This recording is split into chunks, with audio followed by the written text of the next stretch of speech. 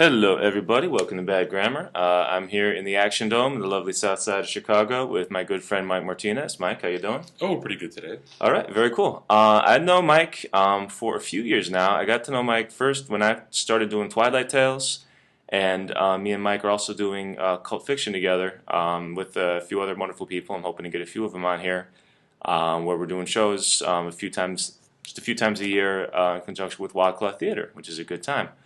Mike, how did you get involved with? We're just talking about this just real quick because Mike, I've known you for a few years, but basically only know you in Twilight Tales context Right. or with the cult or with stuff like that. How did you start writing, or how did you get involved with any of this stuff? Well, I've been writing since I was in college, but Twilight Tales happened about 5, 6 years ago. A friend of mine dragged me off to a Twilight Tales event, and after going a few times and hearing the readings, I figured I couldn't do any worse than anybody else, so I started writing again, and most of my stuff is about dead guys. That'll work. So it fits the crowd pretty well over there Right. because you never know when you were at some of those. Although Twilight, I'm sorry, I'm talking about Twilight Tales as though it is defunct, even though it's Tia and Jens has got it going again, which is a cool thing. Yeah. But what's when you started? I'm just curious. Like you stopped for a while. You're doing Twilight Tales. Is most of the stuff that you've been working on, directed mostly towards either like just towards like the events or towards readings or things like that? Are you submitting a Uh, lot lately? Or I kind of slowed down submitting right now because I'm working on a novel. It's about, I'd say a third of the way done. Mhm. Most of the stuff I've been writing, though, is just short pieces, trying out different characters, different settings, looking for ways to creatively kill people and do it legally. Writing is the one way you can still knife somebody in the back and walk Mhm. away from it completely unscathed. Well, not the only way, but we're not going to Well, discuss too extensively right around. That is a nice thing. That's it's sort of that was a kind of a running theme in Twilight Tales a lot of the time, where sort of people were so okay, she really doesn't like her ex-husband, or she, sure, or ex, yeah. random bum murders always work. Hmm. The mass killer aspect of writing is always fun. I've done everything from shoot 'em ups with holiday settings to zombies eating the addicted and homeless. So, All right. And what's the novel you work? I've heard a little bit of it, but I'd rather hear you talk about it, just because I've uh, heard snippets and I'm sort of wondering what the big picture is sometimes. it's about three women, elderly Hmm. in the South, crazy Southern women. I know some of them intimately.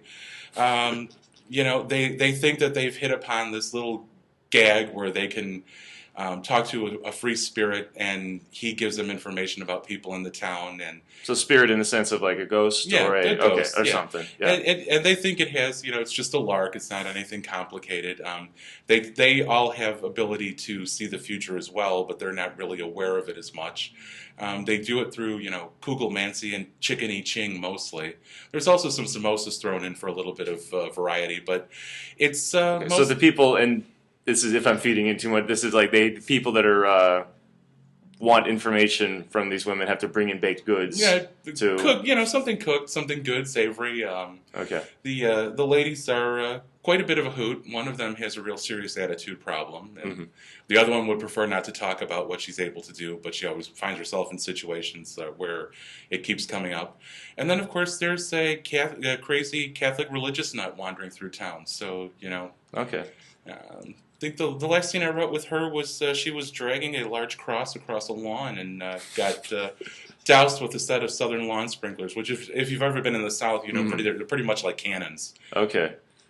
And I know that you live in Chicago. Yes. You said that you have family in the South, or is that what brings Oh you yeah, there? I've Or got okay. family and friends in the South.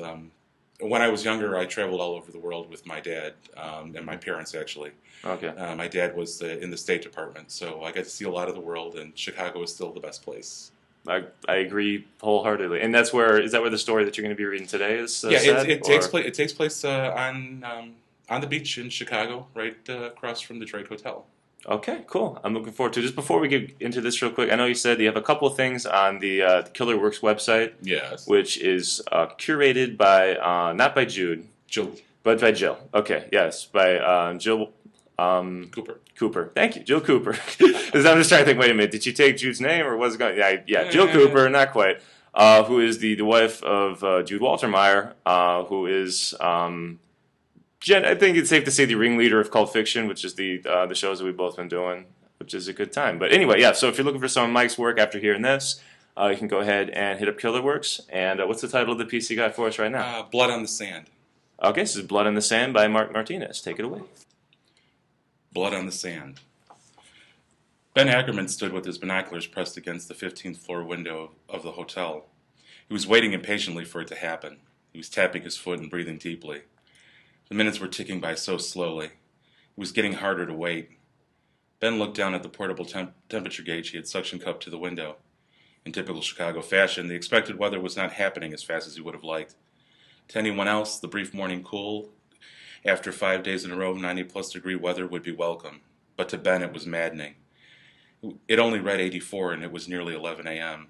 The suspense was killing him, but it gave him a chance to relive last night one more time and smile to himself. At about midnight the night before, Ben was driving a pale blue city truck, outfitted with a sprayer and a sand churning attachment north on Lakeshore Drive. Ben found it easy to buy the city logos at a place located directly under City Hall. Stenciling the truck with the other city markings and the mayor's name had been easier than he expected. The occupants of a police car he passed on his drive north waved at a fellow city worker stuck on the late shift. Ben waved back. He turned off the drive at LaSalle and instead of following the traffic turned right onto a park lane marked emergency vehicles only. The double-wide jogging path was deserted at this hour. Police had long ago chased off the stragglers. The lake's inky water was like a glass in the humid night air. The full moon hung low above the water. A partial lunar eclipse that evening had left it the same deep golden color of a late summer peach. Ben turned on the flashing lights on the roof of his truck, hit the hazard flashers, and drove south on the path to Oak Street Beach.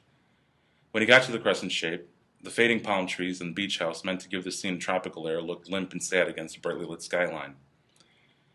He pulled off the path and onto the sand slowly, pressed the button for the churner and then the button for the spray. Had anyone been out there, they would have seen a 6-inch stencil spray painted on the side of the tank marked disinfectant. Ben began whistling Dream a Little Dream by Mama Cass along with the oldie station. The formula for the spray was one of his own invention.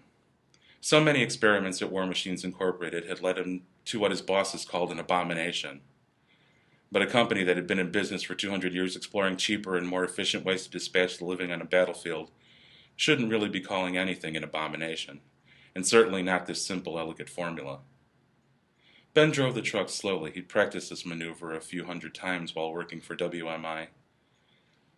He knew not to drive fast or his tires would sink in the loose sand. A slow, steady sweep was what he was aiming for. After about an hour, he had almost a quarter of the beach done. He was a bit ahead of schedule and enjoying himself completely. The spray would have plenty of time to stick to each grain of sand just before it got hot enough. The results would be the stuff of nightmares and legends. By 4 a.m. he had the entire beach covered. Not a soul had stopped him. Not one citizen or cop ever questioned the large truck with its flashing lights and noisy metal brush wheel. As Ben drove off, he smiled into the rearview mirror. From the concrete path to the water line, the sand was even and flat and ready to welcome the thousands who would arrive with the sun to enjoy the beach. Hiding a city truck is easier than you could imagine. You simply pull the knob for the hazard lights, take the keys, and walk away. Any street will do. No one would even think to look to see what was going on. Ben walked a few blocks from a semi-residential street to a hotel. A sleepy-eyed doorman greeted him and asked him if he enjoyed his night on the town as he closed the door behind him. Ben couldn't sleep. He was too wired to lay down. He had ordered an early breakfast. He showered and began a vigil at the window as soon as first light broke the horizon over Lake Michigan. It was now 11:30 and the temperature had risen to 88 degrees. He wanted it to happen now, not 5 minutes from now. He noticed that the breeze along the lake had stopped. This was indeed a good thing. Suddenly, a slight haze formed over the beach. It wasn't dramatic, just a light, off-white wisps rising from the sand. It was all the indication he needed to know that the formula had begun its work. Ben set the binoculars down on the window ledge and congratulated himself. If he had time, he would have given himself a much more personal celebration, but this was too delicious to miss. Even a few seconds of what was about to happen on the beach below would be too good. The old and the young would feel it first. A sort of burning would begin in their feet or hands, or whatever part of them was most in contact with the sand. when the burning would explode into indescribable pain as the formula attacked the body's cell walls, and they would begin to dissolve. Ben started to giggle. He was too high up to hear the screams, but the looks on the faces were all he needed to see. It was like some delightful Buster Keaton production, all contorted faces and rolling on the ground. If only he'd thought to bring along a CD of organ music to accompany the divine comedy below. It would have been perfect. No matter, he could always edit it into the DVD he was making of the event. By now, 3 minutes into the ordeal, there would be nothing that could be done for those unfortunates who had not thought to either run into the water or onto the safety of the pavement in the beach house. Even for some of them, it was too late. The first frantic calls were coming over the police and fire scanner now, and despite his best efforts to contain himself, Ben began to guffaw. The sound echoed off the walls of his hotel room. Below him, those on the beach were first oozing fluid from their skin, and then as they began to feel some respite from the pain, the blood began to flow. As the skin burned away, victims and helpers alike, there was nothing they could do. The god of carnage had come to the beach and he would be fed. Skin dissolved like chalk in water, exposing muscle, nerve, and finally bone. Precious blood would pool around the disintegrating lumps of people and stain the sand a gleaming red. As the first firemen and police arrived, they were met with a sight that would haunt many of them until death. There was nowhere to look that didn't give the impression of hell on earth. Melting bodies writhed in agony as they bled out and broke down. The haze over the sand was more visible now as the formula was working even harder. It didn't take more than 10 minutes for the fire chief to realize that they had a hazmat situation, and he ordered his men and any police who would listen to him into their protective gear. Here and there, a small child or a shocked person lying on a chair or towel was spared from the death, but what they would have to live with would never leave their souls in peace. Seeing those they loved or held dear only minutes before melt into the sands, never to be seen again, was too much to bear. Those others who had run into the water stood facing the sand in horror. Red waves licked their ankles and shins as the blood of the melted flowed into the water. Some thrashed about in agony, not being able to save destroyed feet or hands. Some waved, but they were little more than ribbons of sinew and bone, as the rescuers on the concrete path could not decide whether to rush in or run away from the scene before them. The cries of agony and loss echoed between the buildings and the water. Now at nearly noon on one of the hottest days of the summer, it was all over but the shouting and the recriminations of an angry public and media. The battalion chief of the day watch stood with his assistant surveying the scene. They saved who they could, and what was left of the rest would fit into test tubes, not body bags. There were a few bits of bone left here and there, some patches of hair, but everywhere from the water line to the concrete path was stained red. Samples would be taken, theories explored, but nothing would come of them unless someone at WMI came forward to explain it was one of their products. Ben withdrew from the window and flipped on the TV. He had an hour left before checkout, and he had time to pack up his video and other possessions and revel in the breathy non-explanations from the talking heads on the screen. They had no idea what happened to the victims, but only very few were taken to the area hospitals. They could only report blood on the sand, an empty beach, and the lingering smell of something between roasted almonds and cinnamon. After about 10 minutes of watching, Ben noticed the reporters all began to repeat themselves. No city official would comment until they knew what to comment on. No police or fire personnel would make a statement, except to one reporter from a local CBS affiliate who was told, "Lady, you want to know what happened out there? Go lay in the sand with your camera crew and let us know." And then the fireman walked briskly off. Ben picked up his small suitcase and rode the elevator down to the lobby. There seemed to be a great deal of commotion all over the ground floor. Guests asking after companions who had gone missing, reporters trying to gain entrance to interview witnesses, police and fire checking ID of anyone entering the hotel. Ben quietly waded through them all, smiling and greeting anyone he passed. "Busy morning, huh?" Ben smiled again as he slid his room key and credit card across the front desk. "You haven't heard? There was a mass murder out on the beach." The young man behind the counter was ashen. His hands shook as he tried to type the information on the computer. "Oh, come on, mass murder on such a glorious day in Chicago? Who would do something so foolish?" "I don't know and I don't care." The man looked at the credit card. "Mr. Ackerman, I'm just glad my shift is nearly over. Are you going home as well?" "No, not exactly. I'm traveling this summer. Heading south for now in my beat-up old truck, just seeing where the wind takes me. I do love the sand, though. I think I'm heading for the coast."